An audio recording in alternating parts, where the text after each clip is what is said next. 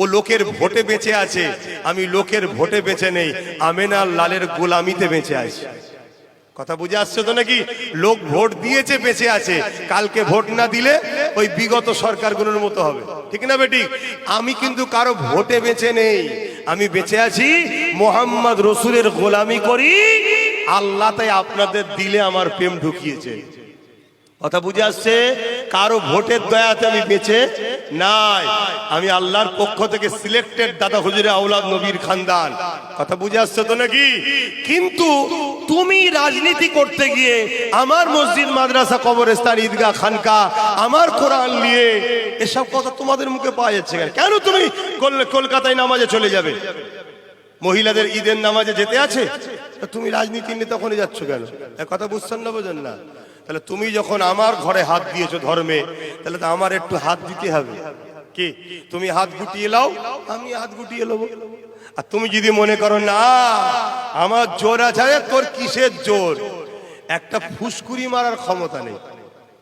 ফুসকুরি বোঝেন? ওই ফুসকুরি হবে, একটু চুলকে দিবি, তারপরে ওটা দেখবেন রস বেরোচ্ছে, আস্তে আস্তে ফুলছে। ফোলার পরে ডাক্তারের কাছে গেছেন, ডাক্তার বলছে একটু জটিল লাগছে। কি হয়েছে? বলছে মনে হচ্ছে এটা অন্যদিকে যাচ্ছে। তাই নাকি? ফটো করো। ফটো করার পরে বলছে এখানে হবে না, একটু ভেলোরে যেতে হবে। ভেলোরে যাবার পরে বলছে ওটা ক্যান্সার হয়ে গেছে, লাও কেটে বাদ দাও। কাটার কিছুদিন পরে বলছে আবার একটু রস বেরোচ্ছে গো, বলছে আবার শোষ গজাচ্ছে, আর একটু কাটো। লাস্টে পা কেটে বাদ দাও, লাস্টে কোমর কেটে দাও।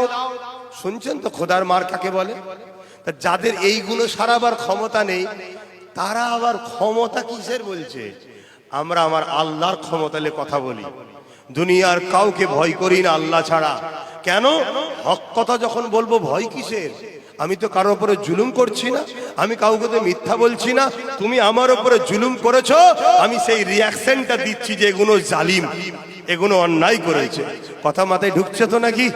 এখন কোন মুসলমান ঘরের ছেলে যদি মনে হয় যে হুজুরের ছেলে এইসব কথা বলছে কেন, আমি তাকে বলবো তোমার মধ্যে মুনাফিকি গন্ধ পাওয়া যাচ্ছে। তুমি বেশি বেশি করে তওবা করে আল্লাহর কাছে কাঁদো যে আল্লাহ আমি কি কাজ করলাম যে আপনি আমাকে আপনার থেকে সরিয়ে দিচ্ছেন।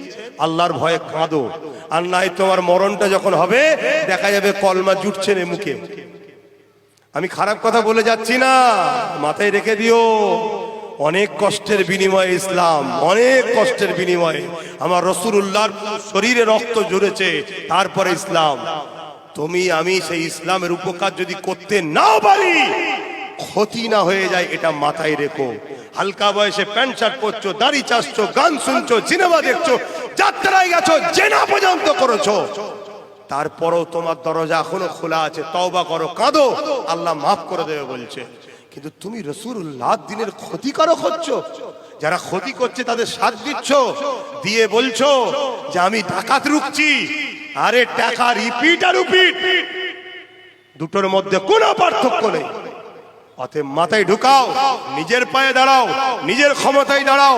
এবারে নিজের পায়ে দাঁড়াবার পরে কেউ যদি এসে বলে ভাই আয় একসাথে পার্টনারে করব, চলো চলো পার্টনারে হব, কিন্তু তোর হয়ে খাটবো আর আমি শুধু গোলাম হয়ে থাকবো আর তুই আমার দিনের ক্ষতি করবি, এটা হবে না। চেয়ারের একটা পায়া করো, ওই চেয়ারে তুই বসিস বস, কিন্তু বসে আমার বিরোধী করলে পা খুলে নেবো, চেয়ার পড়ে যাবে। কথা বুঝে আসছে না? নাই একটু হিকমতের সঙ্গে কাজ করো।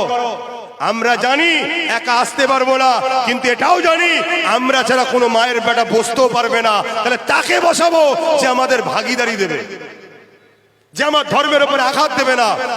কথা বুঝে আসছে না? নাই তার কি ধর্ম আমার দেখার দরকার নেই। সে হিন্দু করে করবে যা, সে আদিবাসী করবে, সেটা তার পছন্দ, তার কাছে আমার দেখার দরকার নেই।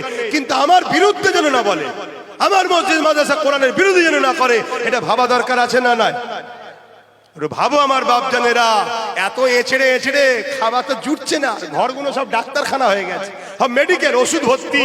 কেন? খোদার গজব। আল্লাহ রসুলের পক্ষে থাকো, সব দেখবে আস্তে আস্তে ঠিক হয়ে যাবে।